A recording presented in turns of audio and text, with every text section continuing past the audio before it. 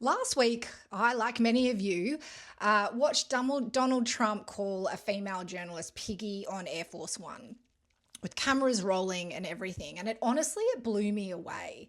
And while I waited for my eyeballs to stop exploding, and I have to admit I used some pretty choice words to express my disdain at the situation, I just started thinking about why it was affecting me so much. And I think a lot of it was because of what didn't happen. Not one person around that journalist said anything. Not one voice interrupted, no one challenged in the room. And that's really stayed with me. There's one thing to be tolerant, and then I guess the risk of all of this is that it moves towards normalizing this behavior. And I was talking to a friend about it, and she said she understood why people didn't step forward. I mean, he's the most powerful man in the world, and that's a very valid and fair point. But what I wanted to call out today is that each and every one of us is going to have our Air Force One moment in one way or another. We need to find ways to speak truth to power. I was also reading about the wonderful legend that is Elizabeth Broderick in Forbes magazine over the weekend. And she's someone who spent her career showing every one of us how we can be powerful forces for equity when we're given the tools and the space and the invitation. And so I thought, Yasmin, don't get mad. Do something about it. Do your part to help spark that shift. Not through blame and anger, which is honestly what I was feeling at the moment, but through practical, simple advice. And so over the next 6 weeks, I thought I'd share my top 3 tips each week for male allies.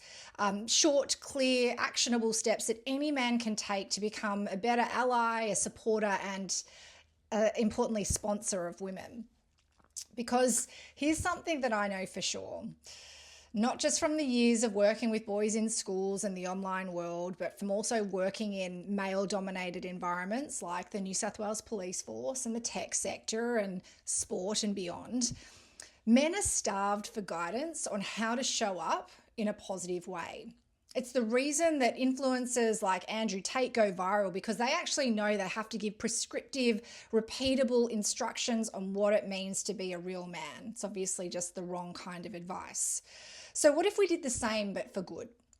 Let's share a clear script for what real leadership, respect, and action looks like in our everyday. And interestingly, in our First Movers Confidence study so far, one of the preliminary findings is that 65% of women say they've never had a sponsor at work. And the ones who have say that it was, career changing, and the ones that didn't, career limiting in very many ways. Allyship is about knowing how to show up for people around you, and it's the first step in real sponsorship. So this week, episode 1, we're starting with something pretty simple, and that's how we interrupt the moment.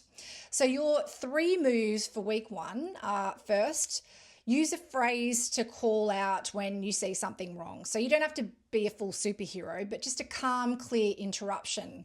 If you're in a meeting or at the pub or even in a group chat, you can try something like, "Hey, that's not cool." Or "Let's keep this respectful." Or my favorite, "I'm pretty sure Jenny already said that." You're not starting a fight, but you are setting a tone. And trust me, people will feel the shift. Second, check in privately.